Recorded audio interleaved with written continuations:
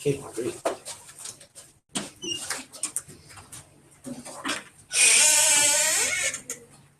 Yep, we can start. Yes. Yep.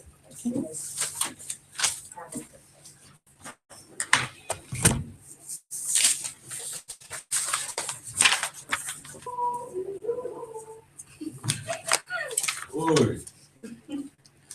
Sagi.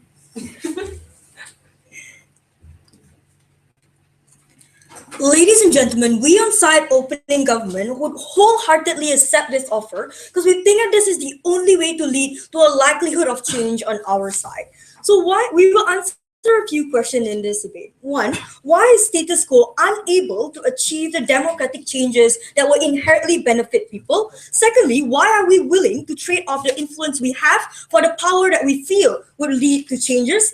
Later, I'll compare the worst case scenario and best case scenario under both sides, and I'll talk about why access to power will lead to real change. Firstly, why is status quo lead to democratic change? Firstly, we realize that this debate is about systemic human rights violation of government. That means that there are three things we need to realize. Is a government that have a monopoly of the military, also a monopoly which is the media, and have horrible power concentration. Let's deal with the first thing first. Monopoly of power and military and information. That means that they systemically have balanced things like open NGO and crack down on a protest. The worst case scenario under their side is that their NGO that's currently influential will be continuously weakened by the government because of the inherent oppression that they are able to do. Things like cracking down on information, things like shutting them out, things like using the military force against them or putting them in prison. No, thank you. The best case scenario under their side is that the movement becomes significantly weaker because of the active crackdown and wouldn't be able to operate in an effective way. Second, we realize also that this regime do not care about legitimacy. These regimes that we're talking about are regimes like, for example, Robert Mugabe, who has a hold on for more than 30 decades and do not care about international legitimacy because of their inherent control over power. So we cannot use things like international ability to concentrate on NGOs and their fight over in that country to create check and balance within those countries. Because people like Robert Mugabe have inherent concentration of power, so they do not care about international legitimacy. Thirdly, the power concentration in these countries, particularly, no thank you, are usually within the elites. That means that within family members through cronyism and nepotism. That means that the power is inherently monopolized, and this makes entry barrier that have a seat to any sort of power or government position hard or nearly impossible unless we have this channel. That means that someone on the inside has to be there to influence decision making. We understand and we can see that it wouldn't be the easiest way to change policy from within. We understand that they have to compete with inherent power within the government, but that still means on a comparative they're able to have access to those power, and because according to the info slide, they're in a position of significant amount of power, are able to gain some amount of power within the government or within the parliament to be able to at least influence some amount of people to support their policies. That's why we are willing to trade off the influence that this NGO have, because inherently the monopolization of power, inherent and not need for legitimacy and the lack of access for power means that the influential NGO would still be unable to operate any form of changes under status quo. So what sort of change do we want to talk about? Before that, go ahead, opening. The motion also says that you denounce your former NGO. What does this denouncement look like or sound like? That means that you inherently dissolve your NGO and detach attachment that you have to affiliation with that NGO. So that means that you are able to declare that you're no longer affiliated. You think that's sufficient. So what kind of change are we talking about? Firstly, we think that on the worst case on our side and the very minimal change you can do is that you can moderate the government. For example, what you can do is enable not as many opposition groups to be arrested when they are protesting, or ensure that not many opposition leaders get assassinated, or not many oppositions are clamped down during protests. Things like rationalizing to people in power that we don't need to clamp down on protests all the time, or this time we can stop and be a bit more moderate, means that at the very least you're able to give the marginal benefit of allowing opposition a fighting chance. We think it's extremely good because you're at least able to moderate the amount of tight power that they have in the government. But what is our best case scenario? And we argue this is extremely likely under our side. We think that firstly, this NGO leader might be able to gain allies or friends within the standing government. Why? Because the only reason why the crony stays with the standing government is because there are no powerful alternative or alternative within a position of power. This alternative presents himself in a position of power with a good political alienation. We think that this person that assured joinship, it's comparatively more likely for you to gain friends and allies when you're within a position of power compared to when you're absent of power. We think that makes it much easier. And secondly, we also think that individuals like Robert Mugabe or any dictatorship now have to compete internally for influence. That means that you're able to create a check and balance for influence within the standing government. That inherently means that you're able to moderate or rationalize the government, making them a bit less, making them significantly less horrible than they are right now. We think this check and balance can only exist under our side when the standing government is not antagonistic towards you. Next, let's talk about the majority of voters, because we think the third thing that you have is also an access to a majority of voters and your ability to disseminate information without the government oppressing you. That means that you all, despite being with the standing government, doesn't necessarily means that you have to say that you stand with every single policies that the standing government have. You could, because you now have access to a majority of voters, reframe the way the government works. Although we could see that this reframe will take some time and will work organically through progress, we think that the start of reframing this is very, very beneficial on our side. That means that you're able to convince and have access to a majority of voters who previously did not see a benefit in standing by the opposition because the opposition had no positions of power or see a benefit of standing with someone in some position of power. We think that the moderates, we are best able to sway the moderates under our side. In conclusion, we think that an NGO NGO, no matter how influential they are, without the ability to have access to any democratic system, is unable to make any significant change we will propose.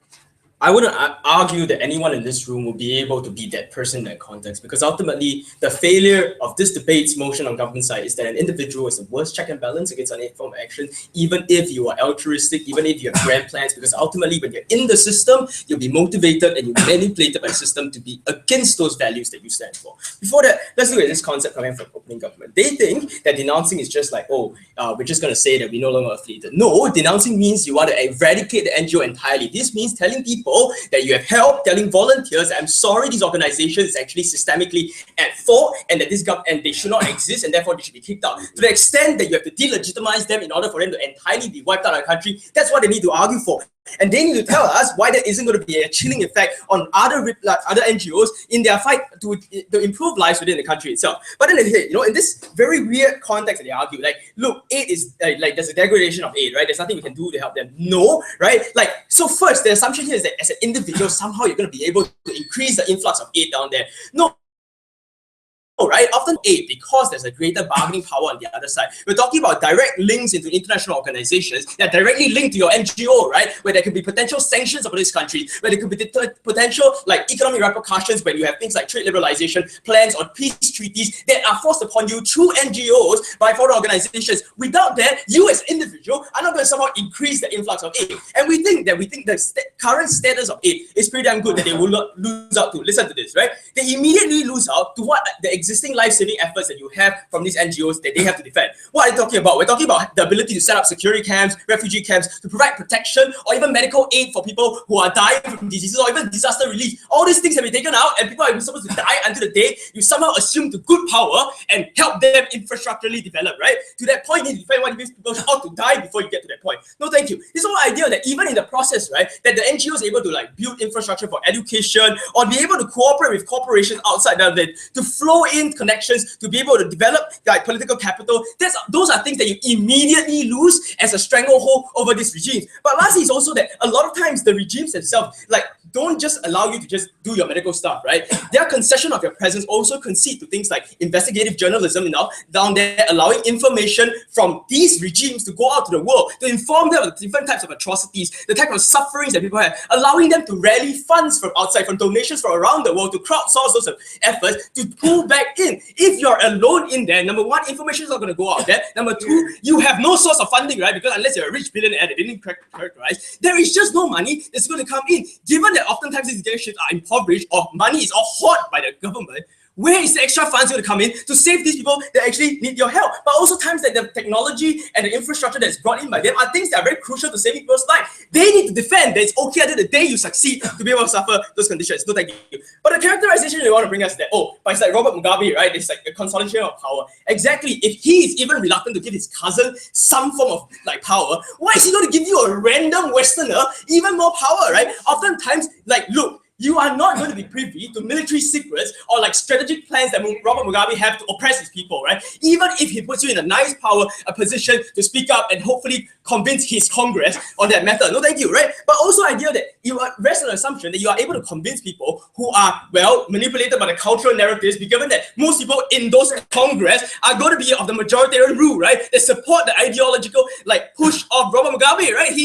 They are not going to cave to your Western ideals because empirically they don't believe in them as well. So somehow your ideas just don't work for them. But more often than not, like building these allies. Look, Robert Mugabe can have a lot of allies because he has a lot of money to offer them. That's how cronyism works, right? What have you got to offer them to make them change their stance, especially when Robert Mugabe might shoot them at night, right? All those threats and incentives are things that you are not able to get access to. You will not be able to gain the allies to make those meaningful change. But also, we extend that an individual is the worst check, right? Why so? Because there is always the risk that you buy into the narrative, you're in there for a long period of time, that you think that the greatest amount of power you can have to influence change if you keep climbing the ladder. But the thing is, there's no end to that ceiling. And by the time you get to that point, you might very well buy into that concept and believe in those ideologies because to some extent, there are some form of legitimacy and people can see it in those tyrannical rules. And we don't think an individual should risk that set. But also in that process, you have to make compromises and trade-offs to get your objective. To that end, maybe allowing some people to die while you try to further some policies. To that end, we don't think you should ever be complicit in those actions. No, thank you. Extension we're going to talk about, right? We think that ability for you to envision long-term change is ability for like for the ability to push for like a revolution on the ground. That people on the ground need to be able to realize and rely on these international forces to be able to change those things. Why so? One, we think that oftentimes, right, when you are on the ground as an NGO, that what's different from a person is that you have things like your volunteers and your dependents and your leaders in those positions. Those things legitimize your position on there to be able to give the strength and awareness to realize the intensity of those matters so that we can really change around them. But before that, go. If it's true that that individual can be influenced by people in that government, isn't it also conversely true that that individual has the capacity to manipulate and influence people? No, but he has no power, right? So he has no power because he has no money, right? Like, so yes, he might be put in a position where he can speak out. That might be influential, right? But unless you tell me the guy is fucking rich, he's not going to be able to meet up to the millions of dollars that Robert Mugabe can give him, right? So deal with that, right?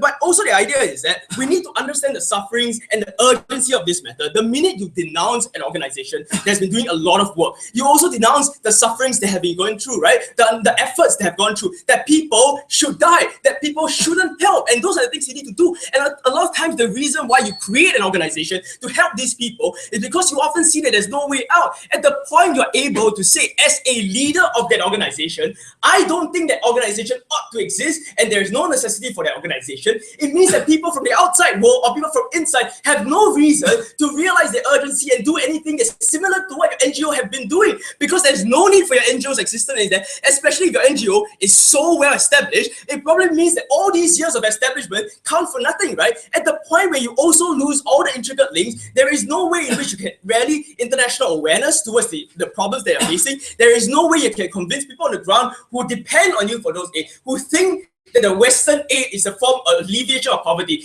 This legitimizes the very tyrannical government that have been providing them some benefits versus you at this point not providing anything at all. In the past, when you're able to stop female genital mutilation, when you are the only source of providing medicine, that's where there's political capital on the ground to buy into the concept of Western intervention, to be able to submit themselves to a revolution or to a process of political change where people see themselves as leader of meaningful change. When you take away that from people, you take away that fight, you take away the legitimacy that international organizations have in those places, and you allow those tyrannical dictators to become stronger, you kill more lives in the process. Thank you.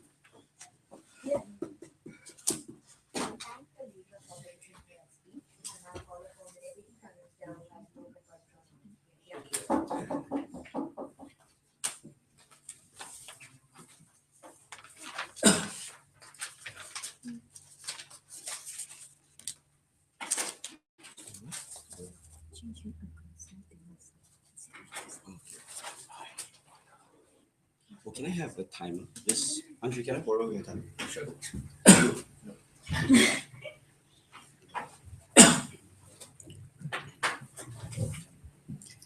Ladies and gentlemen, let's take it a tone down and read to you the motion. We don't think that this motion requires us to defend a random Westerner to be able to represent this NGO. We think it's very likely that a local NGO and a local leader, if not, we don't think it's likely that Robert Mugabe is going to offer this person a position in the ZANU-PF. Secondly, ladies and gentlemen, these are groups that fight for human rights. That means these are advocacy groups, not humanitarian groups, ladies and gentlemen. This means that this is not MSF, this is probably Transparency International in most circumstances. That means all the harms of the distribution of aid that they are talking about is not the debate in this particular debate. Sorry, guys. But lastly, we must accept on some level in opposition, ladies and gentlemen, that this person is in some position of power, able to make some kind of influential decision. If not, why would he have traded off and dissolved his occupation to begin with, ladies and gentlemen? Surely he must have gained something in return under our side of the house. That's why we thought that the leader of opposition was inherently extreme and did not debate the motion. We think it's worth pointing out at this point in the debate that Jasmine gave you a wealth of characterization and comparatives. I think that's the label I would aim for Jasmine, the most comparative speaker in this debate, even at OG, is that we gave you a comparative early on, ladies and gentlemen, as to why inherently human rights groups are unable to do anything at the status quo because of the inherent cracking down of that particular state and no moderating force internally. And they create no sort of incentive structure whatsoever for any sort of penetration into the cabal of the elites within the family members within that particular area, in those particular dictatorships. We think that that is a fundamental clash for us to deal with in this debate in order for us to create any sort of meaningful change. Because you can't just go out on the street and shout for change if the group that you're fighting, claiming rights from, doesn't give a goddamn what you say, and as for 3 decades on, still not giving a damn what you say because of the monopolization of force and the economy. You need to create some likelihood of comparative change under your side, because right now the opposition is inherently bleak in the comparative. The second thing, ladies and gentlemen, that they want to talk about, no, sir, is that they told us, and this is a very valid point, that sometimes you may get subsumed by the structure and manipulated because you have to make certain concessions. Number one, we were very willing to concede to that from the Prime Minister. We told you some concessions will have to be made because this is an inherently horrible situation already, ladies and gentlemen. So we have to concede sometimes we might have to tacitly agree to the crackdown of some opposition groups. But in other circumstances, we might be able to mitigate the number of opposition groups or protests that they crack down because of our position of power. Sure, we might taint ourselves with the moral sin of having to be complicit in that particular act, but we gain in favor, ladies and gentlemen, by saying that we are able to, at least on a marginal level, reduce the amount of cracking down to happen, even in our worst case scenario under our side of the house. We think that's exceptionally important. But secondly, we don't think it's realistic to say that this individual, ladies and gentlemen, is suddenly become corrupted and brainwashed by this structure, because apparently there's some voodoo magic that Robert Mugabe uses in order to change people. Yes, he has a magnetic personality and I like his shaved head, but it's not very persuasive at the end of the day. If this individual has spent his whole life, ladies and gentlemen, delving into human rights, risking his life all this while, ladies and gentlemen, I doubt that joining it on the pretense of wanting to change it on the inside, he will shift his morals radically under that side of the house. We think it was an unreasonable characterization from the opening opposition. The third thing I want to talk about, ladies and gentlemen, is that they told us in response to Jasmine is that nobody's going to listen to these people anyway because Robert Mugabe is very, very rich, and that's the allegiance. That's where the allegiance is going to be. We have three responses to this. This is why Jasmine's argument about reframing the position of that particular party is extremely important. It's not threatening to the majority group, that the people who usually vote for the ZANU-PF, if the person that says that we need to change how the party works comes from the ZANU-PF, ladies and gentlemen. That becomes a lot more threatening rather than an outsider saying it. Because Robert Mugabe has built decades of religious paranoia over any sort of regime change and any sort of opposition. That means it's unlikely that an outsider will be able to tell the majority voters that we want change in any kind of circumstance. Only an insider can reframe the discussion to be able to say, yes, I am a part of the ZANU-PF, but we believe that today the ZANU-PF means something different. And that's why it's extremely important. But secondly, ladies and gentlemen, they told us that Robert Mugabe can bribe millions and millions of dollars. But ladies and gentlemen, the allegiance that you feel isn't specifically attached to Robert Mugabe, rather the organization that he's a part of. Like, for example, you have an allegiance to the administration of the ZANU-PF. That means even if we say that there's a marginal difference or lessening between your influence with Robert Mugabe, maybe there is, at least you have some comparative influence being a member that's associated with Robert Mugabe in this particular scenario. And that's why you have a comparative advantage here. But lastly, he told us that dictators kill people. No shit, Sherlock. But under our side, at the very least, Robert Mugabe and other dictators have an incentive to not kill their own party members, ladies and gentlemen, because it makes them look weak to their own voters at the end of the day. They pride themselves on the strongman persona in the voter base. That means they are unlikely to maintain inconsistency under our side of the house. That means you are more likely to compete rather than destroy your competitors within the country. And that means, Leisha, the conclusion of that clash is that comparatively speaking, we create more change and enable all your NGO groups to survive at least the next day to fight another day. And that's why it's exceedingly important. I'll take closing, sorry. You may have an important position, but so do the 49 others in that party. Where then is your influence? Okay, yes, we agree. I think the debate here is about a comparative of whether or not you actually have a say to begin with. And we see that sometimes people may have one seat, but may exert more power beyond just having a numerically one seat. Like, for example, a person that may run as a local candidate, ladies and gentlemen, I'm going to use Narendra Modi, Sharda, is a person that can have massive national influence depending on the way that they market themselves and depending on the way that they frame themselves in a situation. You can have political legitimacy there. But the last thing I think I want to talk about is that they seem to assume that no other human rights groups are ever going to prop up at the point at which that this particular leader. I'm sorry, human rights don't disappear because one person is extremely charismatic. I guarantee you, the moment I leave Mara will continue to exist. But at the point at which a person leaves, it's very likely, it's very likely, ladies and gentlemen, that other advocates will rise up to take that individual's place. But what happens with the underprivileged groups of voters? At least now you give them hope and no longer be apathetic, ladies and gentlemen, because they can see now internally in the ZANU-PF something is changing. The tides are turning, and finally voters are voting a different way. In comparison, under their side house, people are hopeless. People give up on the right of fight for human rights, and the fight is lost forever. We are exceedingly proud to propose.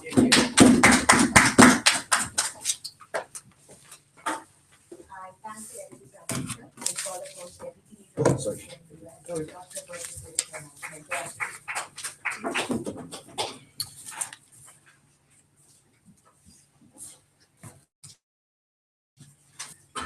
If you're feeling confused, Madam Chair, there are two people you need to blame. The first, the opening government, but second, and perhaps worst of all, the edge call who decided it would be a good idea to create such an incredibly ridiculously long-worded motion.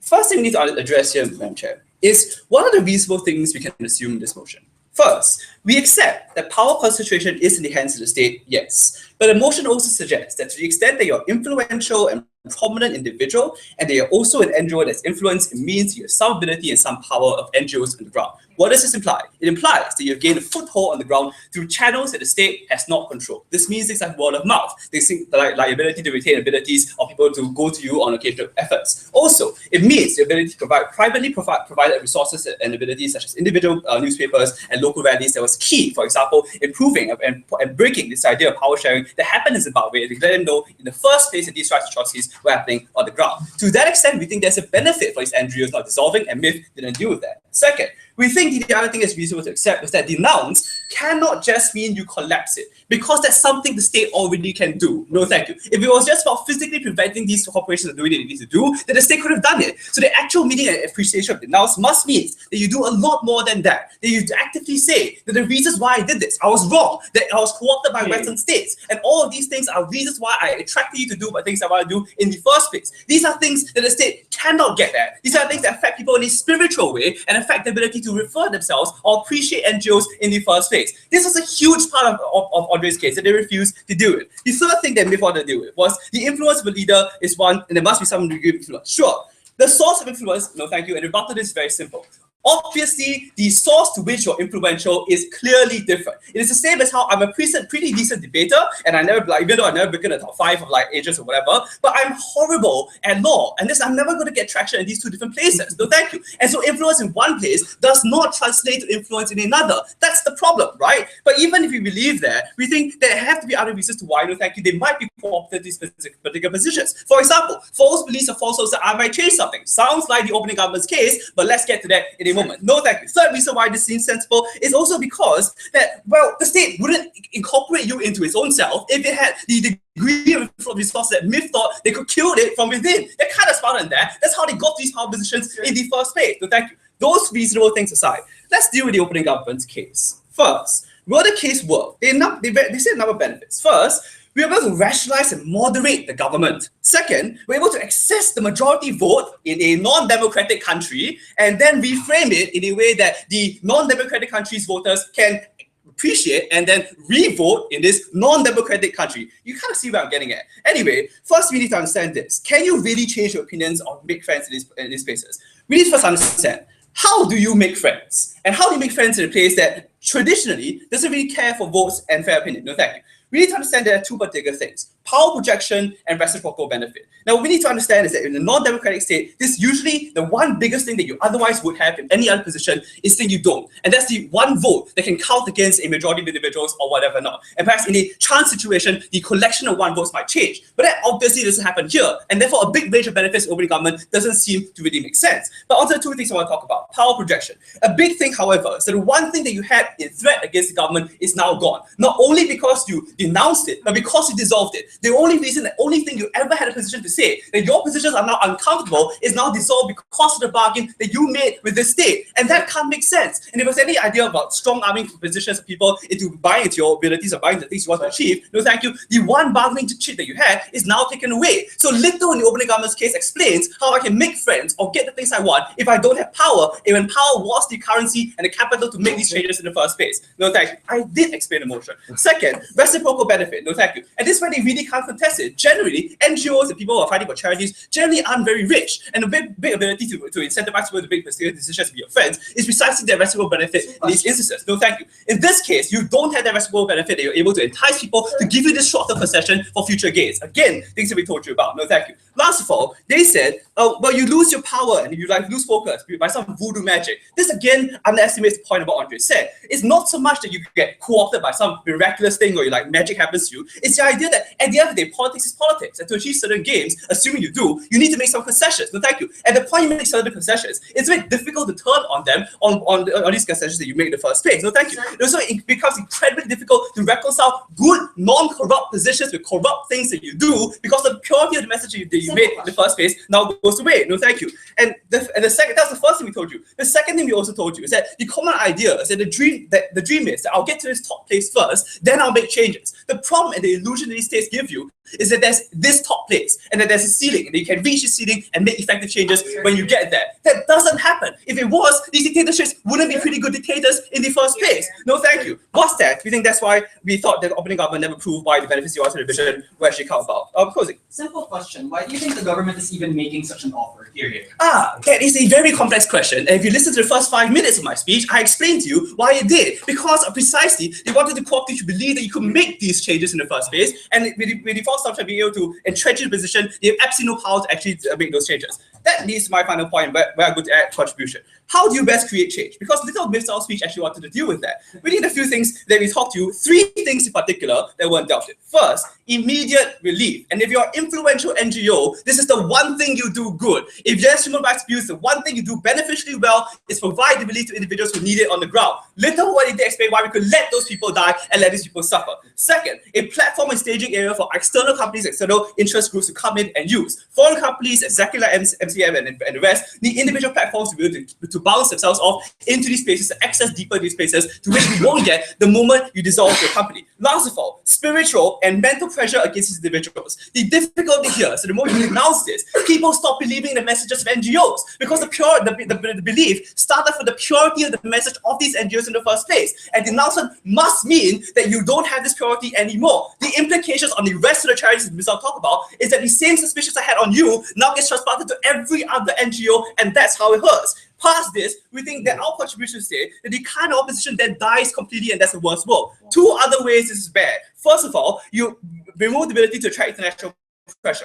The difficulty here is that most of the times the international community not be able to exert pressure is the difficulty of knowledge in the first place. Being able to have these journalists down there means you can access these things and open one option to which I can change these regimes for the better. Second, strength in opposition. The Arab Spring is a good example of how even a monopoly of force can be toppled by a coalition of bigger force at the end of the day. The only difficulty is how do you co-opt this? This is where the starting point of saying individual private platforms and things such as like devices, like phone devices, whatever, is an essential part in co-opting the bigger group of individuals and giving them hope of ever defeating these states in the first place. Those are things you lose, and those are things that the OG didn't address. We're happy to oppose.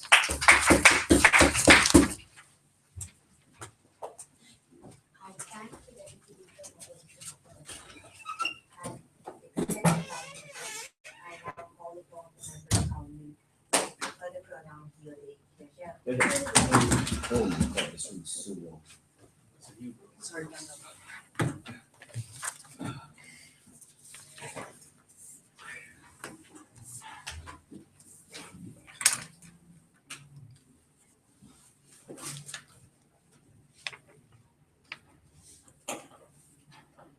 It's unfortunate, Madam Chair, that we had an opening half that debated about what the motion may mean rather than the motion itself. We think, ladies and gentlemen, that we're going to give the benefit of the doubt to opposition bench. Sure, it might be slow, our method of trying to change government. Sure, it might not be as influential as it ideally should be. And yes, we will bite the bullet and say dissolve means literally say the organization was wrong and that you regret your life spending time in it. But why do we think, ladies and gentlemen, the option to take the offer is better? It's better, ladies and gentlemen, because if you do not take the option, then the only recourse an undemocratic state could take is violence. That's why, ladies and gentlemen, the point of information that Andre made was very important. Why do you think, ladies and gentlemen, the state is offering this now? It's probable, ladies and gentlemen, that the undemocratic state is offering it so that it could pacify the growing support and the activism in the NGO. We think, ladies and gentlemen, that if this decision is not taken, then the only other option is to resort to violence. That's my case for you today. Why we think, ladies and gentlemen, how we prevent the further escalation of violence. And secondly, why we think a top-down approach is better for long-term stability. Look at cases, ladies and gentlemen, of Libya, wherein they honor killed other individuals who were innocent but then supported in principle Gaddafi's regime. These are things, ladies and gentlemen, and results that occur when we continue to try to fight a brick wall like a huge undemocratic state like Russia, China, or even Zimbabwe at the end of the day. Please sit down. So let's talk about the first idea. The responses are going to be weaved in to the constructive. How do we prevent further escalation of violence? It's already been established by both sides that undemocratic states are unsympathetic to the plights of activists. This means that they will necessarily use anything in order to quash and qualm what they try to do to change the government. The presence of activists in and of itself, we could argue, actually even makes these institutions or these undemocratic states paranoid to an extent that they would increase the use of force, increase the use of other crippling methods in order to stop these NGOs and these activists from growing at the end of the day. We think more than that, ladies and gentlemen, that the reason why, or the probable likelihood, ladies and gentlemen, in order for you to change the government is that you have to have enough capacity, is that you have to have a huge number of people supporting your group in order for you to be able to change the government. That number, ladies and gentlemen, that they cannot have. And even if, we'll take the best case scenario, that this case on development or on aid, ladies and gentlemen, and why we think that's mute. Probably because, ladies and gentlemen, even if the NGO might have some sort of resource and way in order for that aid to get into that undemocratic state, more often than not, undemocratic states already quash and qualm those, the influx of aid to begin with. And given the scenario, it's probably going to do that with that NGO, given that it's already had an ultimatum to its leader saying, join us, or probably we will destroy you. We think, ladies and gentlemen, that has happened in Myanmar when it rejected the aid coming from international bodies and where it has stopped aid from being distributed to its people, even if it was necessary, and it has happened in several dictatorships. That's why we don't think that their point on aid is something that could win them the debate. Next, ladies and gentlemen, what would happen if they stay with that NGO? Eventually, ladies and gentlemen, it will grow to the point where force is required. Tiananmen Square, Assad, North Korea. In all probability, the masses which accumulate together will probably be squashed, and a lot of people are going to die. Like, your chance of you being able to topple the government from bottom up rather than top to bottom is 1 in a million. And historical data has proved that to be true. A lot of people have died trying to change their undemocratic states from bottom up. And it's very unlikely in time for it to work at any pace. So let's again take it further. Let's take it even further and say that we will topple the government. Why do we think this is even worse? A top-down approach is better for long-term stability. Before I move on, if they really want to burn your office, they've done so already. The reason why they don't do it is because the international forces are standing behind your NGOs, can impose sanctions and punitive measures upon them. That's why they can't burn you and try to coax you into taking up the offer. No, they've done that in many scenarios, ladies and gentlemen. In Syria, they've killed a lot of protesters. Tiananmen Square, unless you tell me this didn't happen at the end of the day. We think that these are scenarios where these things where it didn't work, regardless if it was an NGO. So next, let's talk about the top-down approach for long-term stability. So we think, ladies and gentlemen, while it may be hard to change a government from bottom up, and if it does happen, we think the best-case scenario is that these individuals will probably try to work something out. But we think, ladies and gentlemen, in undemocratic states, the challenge is the power vacuum and the anarchical process of reconstruction that happens afterward. What are we talking about? We're talking about, ladies and gentlemen, the case example of Libya, where sure, they were able to take care of the dictator and the undemocratic state of Gaddafi, but look at what it devolved into afterwards. The different conflicts of groups fighting for power in an unordered platform, and Gaddafi loyalists and their innocent families, despite having no direct influence in the atrocities that they committed, were slaughtered at the end of the day. Conversely, in another example, if the Syrian government was deposed from bottom up rather than top bottom, the innocent Alawites, although they had no direct influence in the atrocities that were committed by Assad, will probably be slaughtered because of the lack of an ordered force or the lack of a structure that is present, ladies and gentlemen, if we continue to try to change the government from bottom up. That's why we think, ladies and gentlemen, the only way to influence government, no matter how slow it may be, and no matter how difficult it may be, is through top from bottom. In order for these individuals, ladies and gentlemen, to change the government, you need somebody influential within it. let's say, ladies and gentlemen, that the changes don't come as sooner. We think, ladies and gentlemen, that is okay, because on the comparative, you have less individuals dying and you have less individuals shedding blood. And in the long term, once you do actually try to change the government and open it to democracy, you will have more order in place. You will have the forces and the structure for a democratic process in order for people to discuss what changes do they want in the constitution, rather than the storms that we see and the chaos that is ensued in a lot of these Arab Spring states that have changed their government from bottom up. We think, ladies and gentlemen, the only way to do this is to take that deal, and for all those reasons, we propose. I thank the member of for that speech, and now call upon the member of the opposition to refer the pronoun to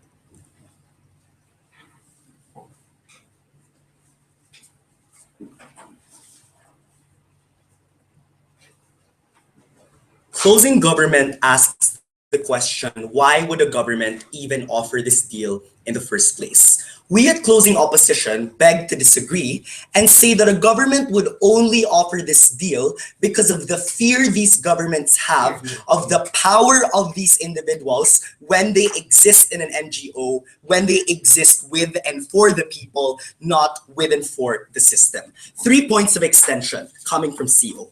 First, I'm going to assume that there might be some change on government's model, but I'm going to argue why that change is going to be tokenistic at best by responding retroactively to human rights violations, but never changing or even entrenching the structure that allows human rights violations to persist. Secondly, I'm going to talk about why the most effective way to challenge these regimes is to serve as a figurehead of the anti-government cause. And here's where I'm going to distinguish our analysis from OO. Lastly, I'm going to explain how under their model, all their benefits rests on the assumption that these people have the ability to enact change. But I'm going to ask the question, what happens when you as an activist end up regretting your decision?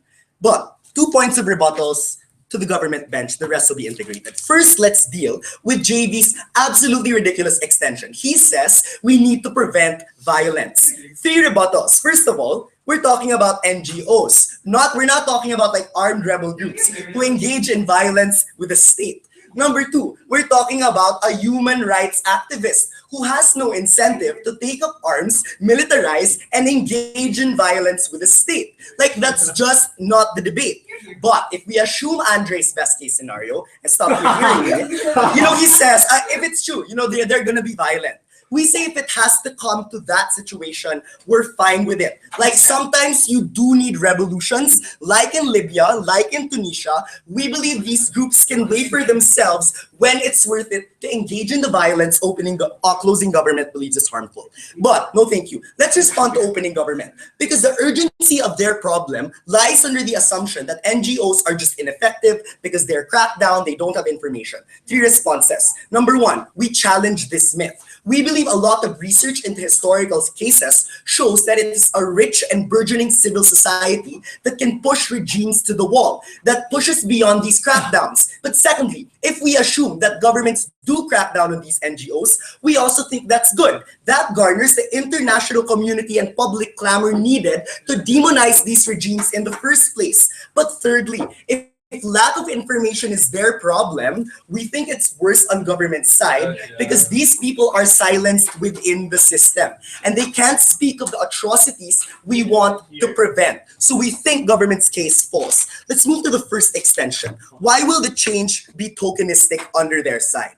3 premises here. Number 1, if you look back at the wording of the motion, it says that you will be given a position that potentially allows you to work in the field of human rights, meaning you are deceived into believing you can change. And moreover, government says Why would you take it if you don't believe you can get something out of it? We believe if you're faced with a dictatorial regime, you feel pressured to take this deal, you feel coerced to take these deals, you feel like in danger for your life and for your family. So what does this deal look like?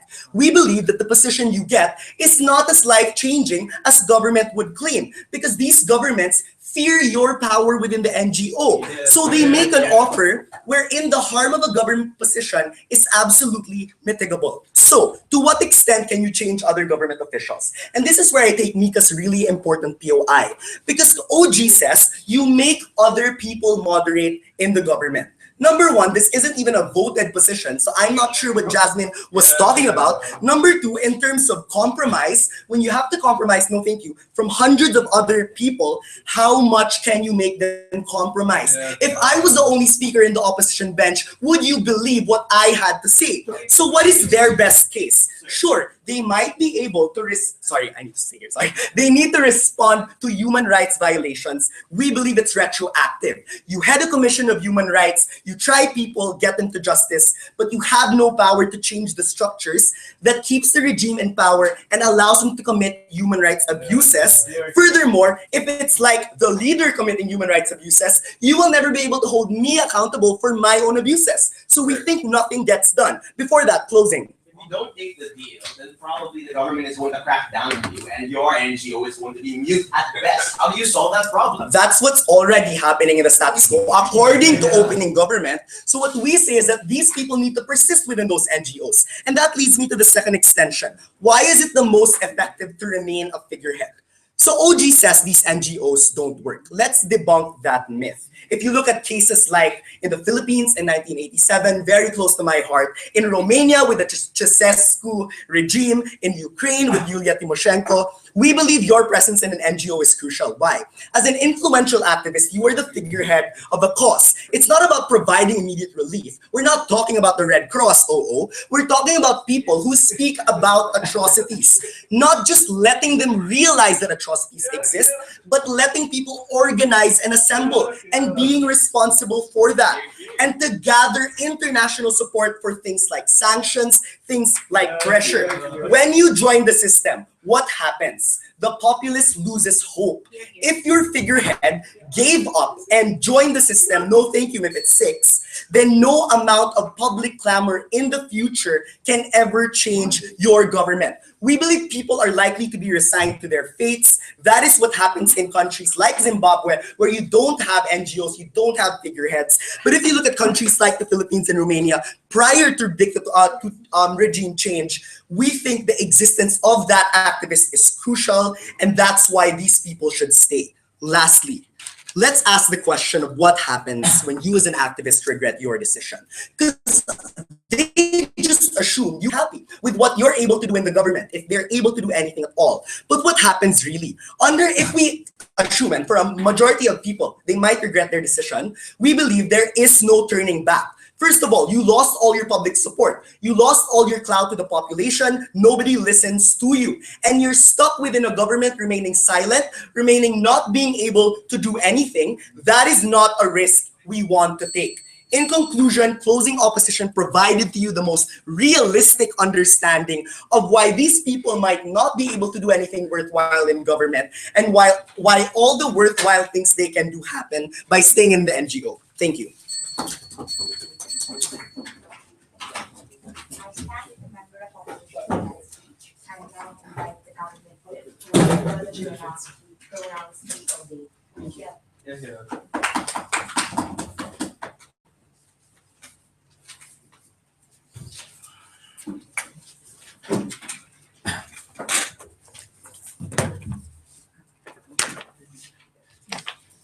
Two questions to seal the deal for closing government. First, is that individual likely to make more meaningful change in office or as a leader of that NGO? And second, how does this affect other people's fight for their rights? Let's talk about the first, and I'll be analyzing this based on two things. First, how you respond to the current situation of human rights right now, because we disagree with OO that international organizations serve as a deterrence, because as the motion tells you, there's already systemic human rights violations happening. But second, the long-term meaningful change that these individuals are able to enact. Let's talk about the first, on how you respond to these violations. And this was where JV was relevant and Miko was extremely unresponsive. Because JV told you that what undemocratic regimes and what agitates them the most is organized opposition. And that's where he misrepresented JV's case, and he assumed that we were talking about rebel groups who were taking up arms. No, these are the groups that are easily quashed because people can label them as radicals. Organized opposition who take more diplomatic measures like lobbying in government, like the NGO that you're going to dissolve,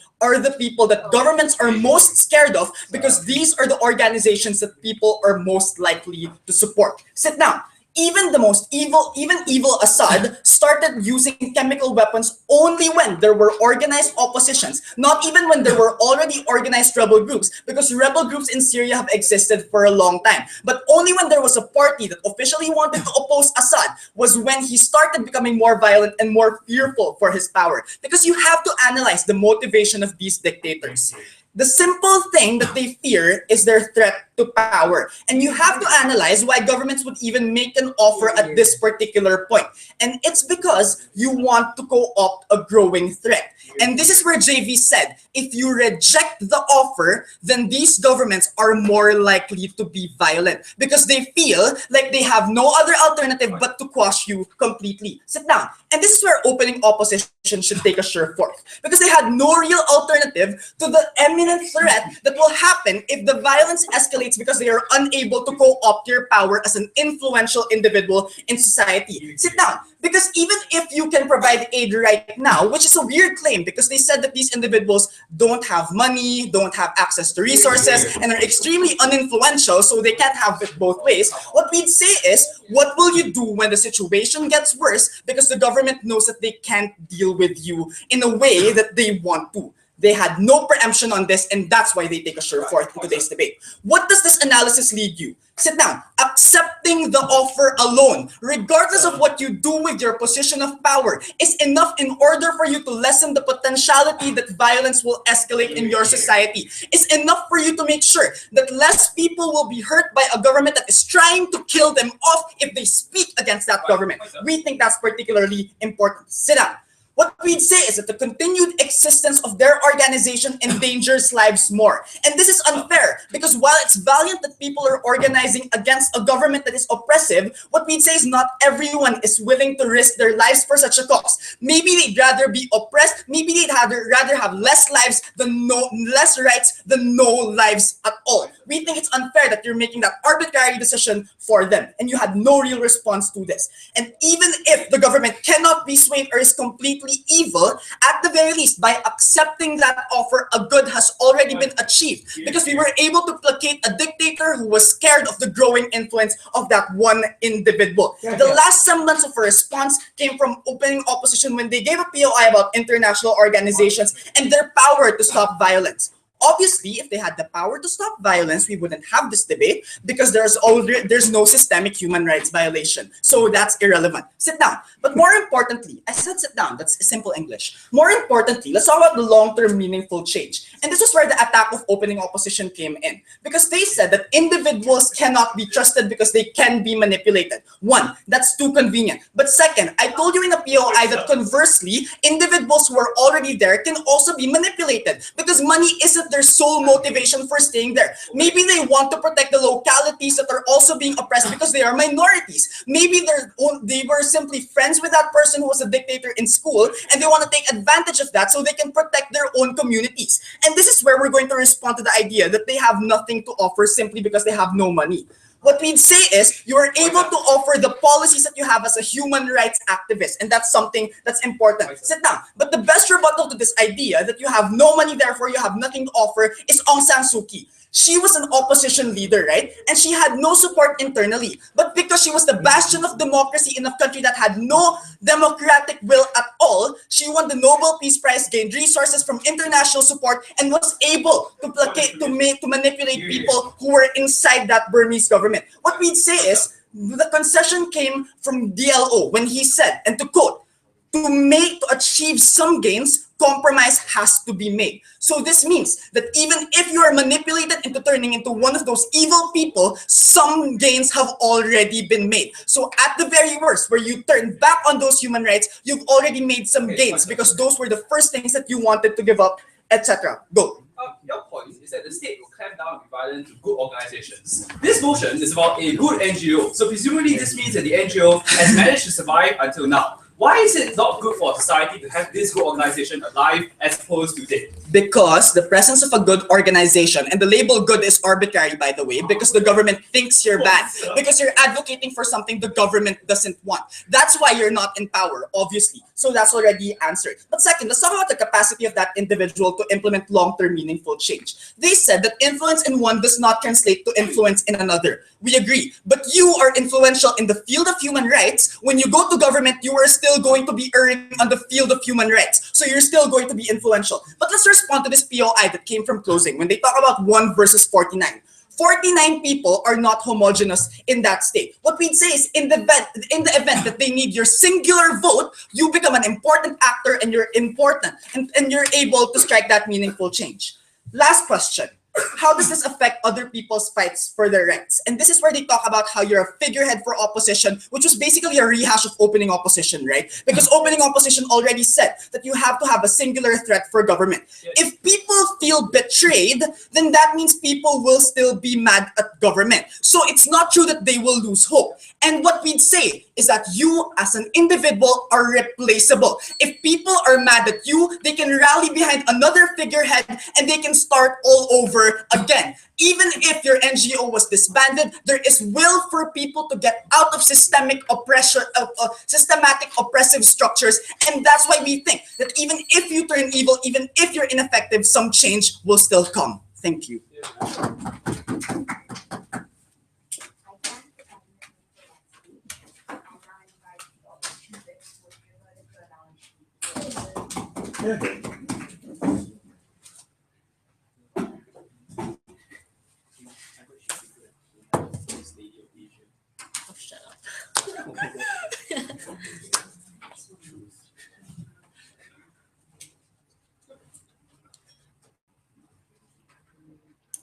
Let's clean this up a little. So OG, let's answer the question of what could happen to you. OG says you gain allies in the government, you make meaningful change. OO says you become corrupted. CG says you become violent. CO came into this debate and told you that we will not look at this debate in black and white. If you become corrupted, that's terrible. But if you make policies that create meaningful change, even in the best case, it's still not necessarily meaningful, because meaningful change is sustainable change. And on government bench, you can only tweak the system, but you will never be able to break the structures that change it forever. Which is why we said that if you are part of that corrupted state, two things will happen. One, the losses that you have in the short term have grave harms for the fight against the state. And secondly, the likelihood of you making any meaningful change in the first case is very, very low. Let's answer one simple question I'm going to tell you coming from closing opposition.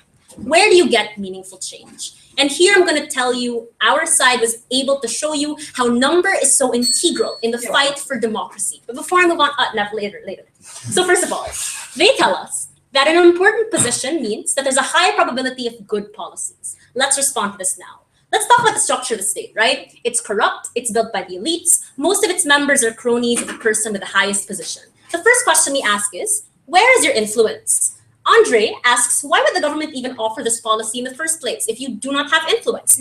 Miko told you it's to silence you. And this is on two parts. First of all, if you are part of the system, you are more accountable because you are a member of the state. You can be impeached. You can be placed in court. It's possible for them to control you because you are one of them. Sit down, Andre. It's a corrupted state. Remember that. But secondly, keep your friends close and your enemies closer is exactly what they're doing. It's easier for them to incriminate you because they are close to you, because they are one of you. You interact with them on a daily basis. They can use anything against you as blackmail, ladies and gentlemen. It's so difficult for you to be able to insulate yourself from those probable harms. Let's not assume the state is benevolent coming from opening government. Besides, what Mika told you in his speech was, you accepting the offer isn't necessarily on your own free will anyway. It's more likely to be a forced option. Why? The way they painted it was either you join us or we will silence you for good.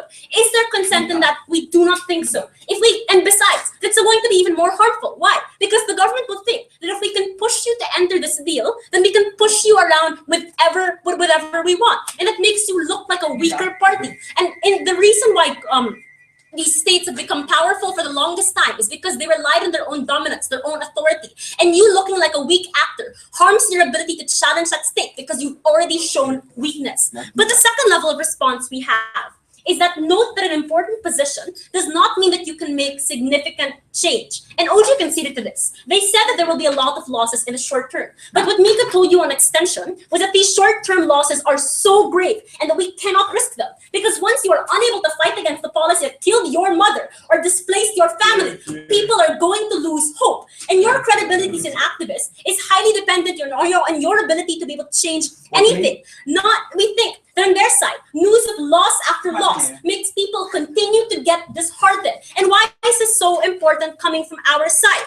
We tell you, okay, Mixel tells us that other activists will rise. We don't think so, right? They won't. Because you not fighting as an activist for an NGO tells people that this method of fighting is never going to work. We give up. So what is the likelihood of individuals wanting to grab up arms and become an activist? We think it's highly low, right? But lastly, they tell us the converse is so much worse. Before I move on, later on.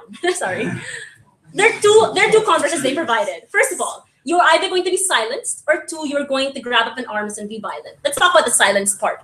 First of all, we tell you that as the state gets worse, the noise will get louder. This necessarily means that opposition groups gain more support from disenfranchised groups, which is what Miko told you in this debate. What we tell you is, even if you are silenced, even if there are efforts to try to challenge your influence, the fact of the matter is, if the government continues to have these human rights abuses, these opposition groups will continue to rise regardless, and it's going to get louder. And why is this necessarily important? We argue to you that it's number that challenges the state first of all. Historically, movements have only worked when you have the masses behind you. And if the structure still stands, the same abuses could come back. That's why meaningful change can only happen on opposition bench. We need sustainability. If you're talking about changing a system, if you're talking about toppling a dictatorship, later on, please. But secondly, they talk about the converse being violence. First of all, Mika already told you, they're NGOs, right? They're not inherently violent. But if we do get violent, we'll take it. Sit down. To change structures, you may have to make sacrifices. In 2001, when the Arab Spring came up and people revolted,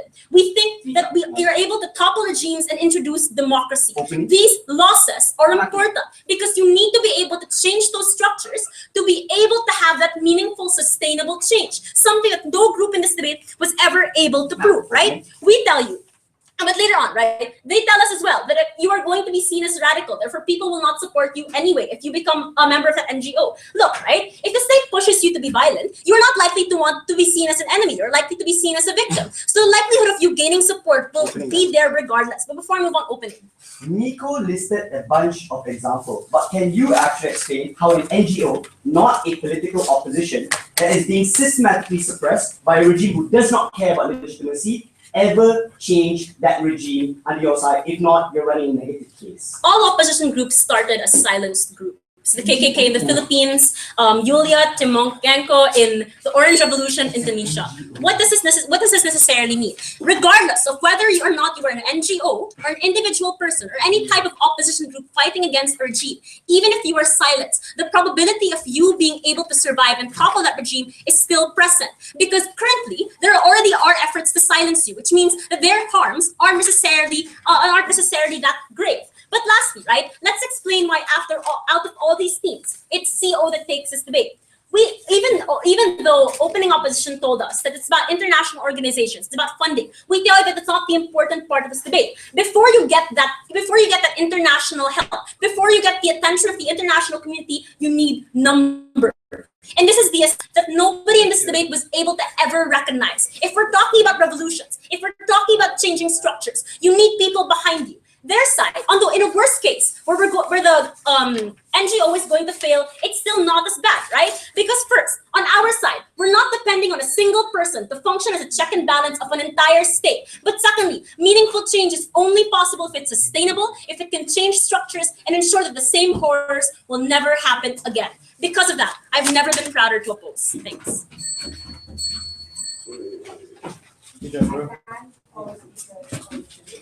Please cross the floor if you can and do the note. After the announcement of the grades, please feel free to close your agendas